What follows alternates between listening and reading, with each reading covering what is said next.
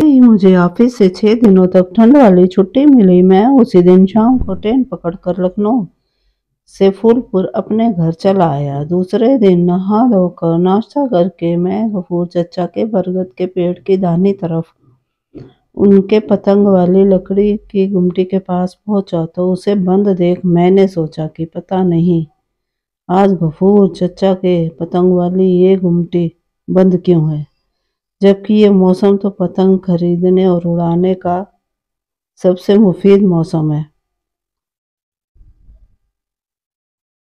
दरअसल हमारे बचपन से ही बच्चों या बड़ों को जब भी पतंग खरीदने और उड़ाने की इच्छा होती थी तो वे सभी पतंग, परेती, मंजा आदि सारा सामान गफूर चचा की इस लकड़ी वाली गुमटी के दुकान से ही खरीदा करते थे। वैसे भी उन दिनों हमारे पूरे शहर में गफूर चचा और उनके पतंग की यह गुमटी वाली दुकान बहुत मशहूर थी। लोग बाग दूर दूर से इनके यहाँ पतंग खरीदने के लिए आया करते थे।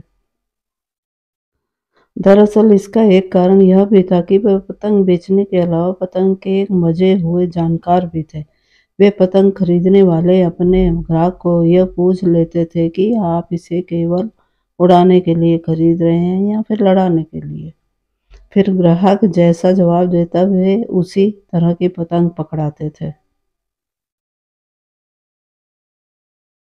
हालांकि उस समय हमारे शहर की नदी की इस तरफ और उस तरफ दिन भर पतंग उड़ाने और लड़ाने की पेचबाजी का खेल चलता रहता था और यह खेल तब तलक चलता रहता था जब तलक की पूरी तरह से लोगों को दिखाई पड़ना बंद नहीं हो जाता था। और इतना ही नहीं, उन दिनों पतंगबाजी देखने वालों की भीड़ भी उड़ाने वालों और लड़ाने वालों से तिगनी हुआ करती थी।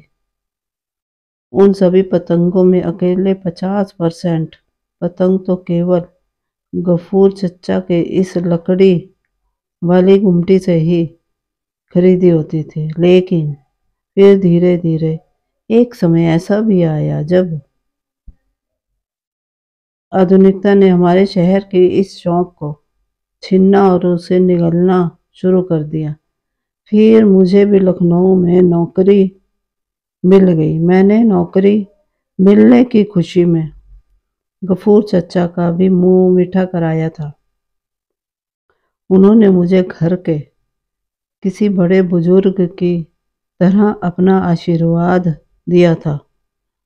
फिर लखनऊ से 8 महीने बाद जब मेरा घर आना हुआ तो गफूर चचा की पतंग की वाली लकड़ी की गुमटी को बंद देखा तो मन बड़ा उदास सा हो गया।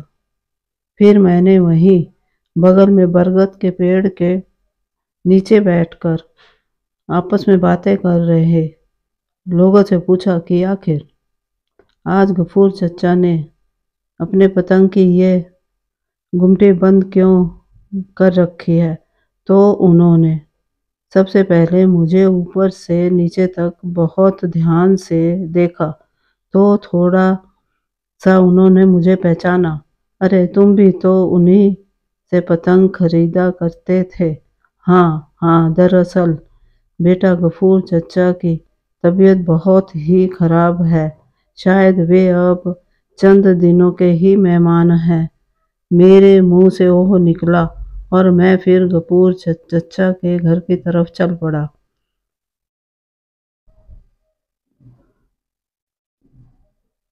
मैंने जैसे ही उनके घर पर पहुंचा तो उनके घर के बाहर बहुत सारे लोगों की भीड़ लगी हुई थी। मेरा मन किसी अनहोनी आशंका से भर उठा। मैंने उस भीड़ में खड़े लोगों से पूछा, क्या हुआ चचा? तो उन्हीं में से कुछ लोगों ने बताया कि गफूर चचा का अभी इंतकाल हो गया बेटा। मैं तुरंत ही उस भीड़ में थोड़ी सी जगह बनाकर गफूर चचा को देखने की नीयत से झुका तो मुझे उनकी आंखें खुली हुई ऐसे लगा जैसे वे अभी अपनी लकड़ी की दुकान में बैठे दूर दूर कोई अच्छी सी पतंग ढूंढ रहे हो। तभी मेरी आंख भर आई। मुझसे फिर गफूर चचा के घर और नहीं रुका गया। हाँ, रास्ते में ऐसा जरूर लग रहा था कि जैसे मेरे पीछे कुछ लोग